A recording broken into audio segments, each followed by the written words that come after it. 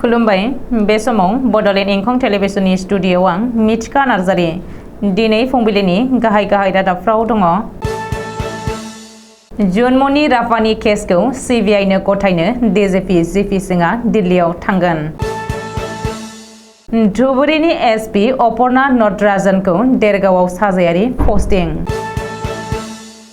कर्नाटक सरकारि बासआव आइजोफोरा 20 किल'मिटार गोजान बेसेन होनाङाजासे हान्थिनो हागोन।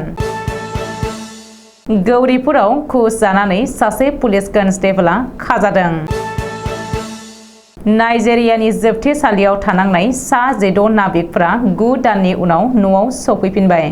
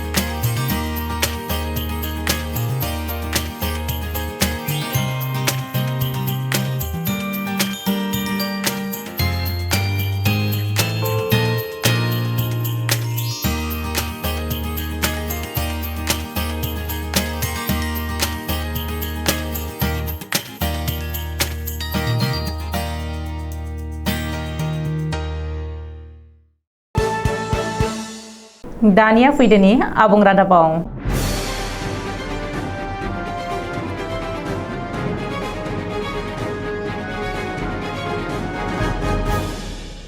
एसआइ जन्मनिनि केसखौ लानानै गोबां सावरायजानाय आरो बयजोंबो सन्देह खालामजानायनि उनाव गिबि मन्त्रि डक्टर हिमन्त बिश्व शर्मानि बिथोन बायदियै आसामनि डिजिपि जिपि सिंहआ समबारखालि गोदान दिल्लीयाव थांनानै सिबिआइनि डाइरेक्टर जेनेरेल प्रवीण सुदखौ लोगो हमहैगोन।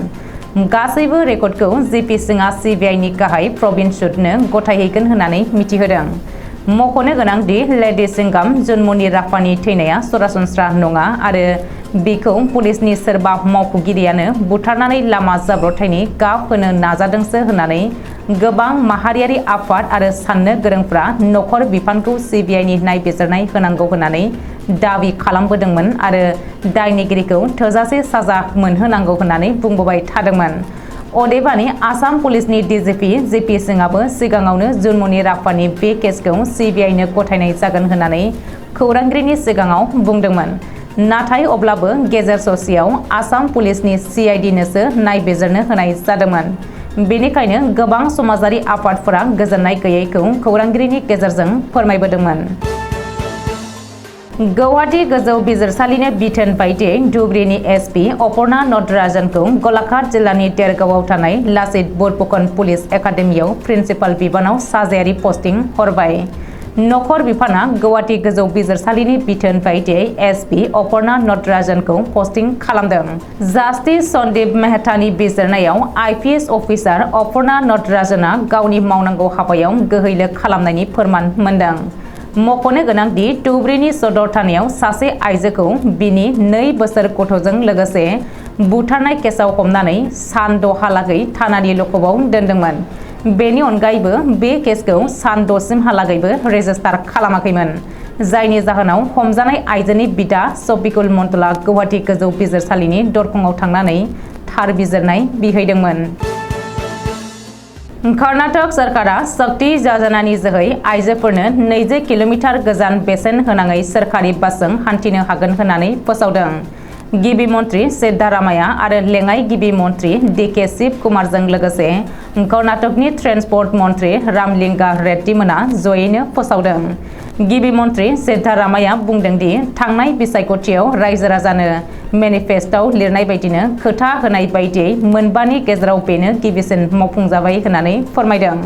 रायजोनि गेजेराव जेरावखि थाङा मानो आइजोफोरा 20 किल'मिटार गोजान सोरखारि बासजों हान्थियोब्ला बेसेन होनांनाय नंलिया।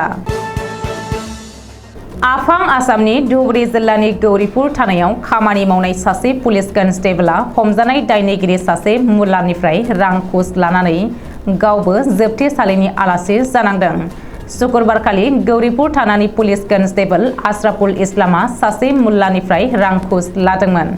सुलुङाव फोरमायनाय बायदिब्ला मुल्लाया गोबां सुबुंनिफ्राय रां लायै गोबां समनिफ्रायनो थगायबोबाय थादोंमोन। बेनिनो खाबु लानानै कन्स्टेबल आशराफुल इस्लामा बै मुल्लानिफ्राय रां घुस जादोंमोन। गौरीपुर थानायाव 239/23 नम्बरनि केस डायरि रेजिस्टार खालामनानै जिल्ला बिजिरसालिनि खाथियाव फसंखांनायनि उनाव आशराफुल इस्लामखौ जोबथेसालियाव दैथायहरदों। भारतनि गासै सा-16 दैनि जाहाज सालायग्रा नाबिकफोरा नाइजेरियानि जोबथेसालियाव 9 दानसिमहालागै थानांनायनि उनाव गावबागावनि न'आव सफैफिनबाय।